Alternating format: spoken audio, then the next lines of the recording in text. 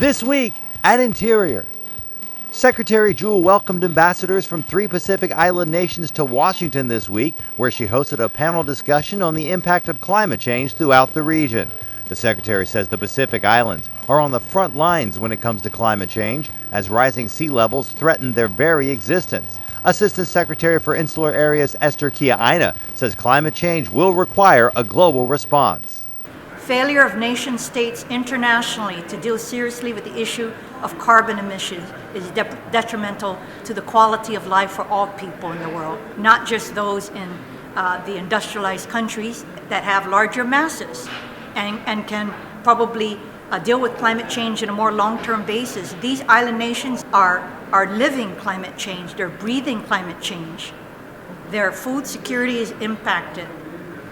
Their cultures are impacted. I'm looking to this conference as an area where the people that have the technical know-how, the financial resources to take on what we have to say and what our aspirations are and help us to build the resilience that we need to cope with climate change. A new report this week shows a majority of streams in the Chesapeake region are warming up, and that increase is driven by rising air temperatures. The findings are based on new USGS research published in the journal Climatic Change. The actual temperature increases may seem small. Water temperatures have gone up about 2.5 degrees since 1960, air temperatures less than 2 degrees. But scientists point out even small increases in temperature can have a real effect on water quality and the animals that inhabit the region. You can find out more at usgs.gov.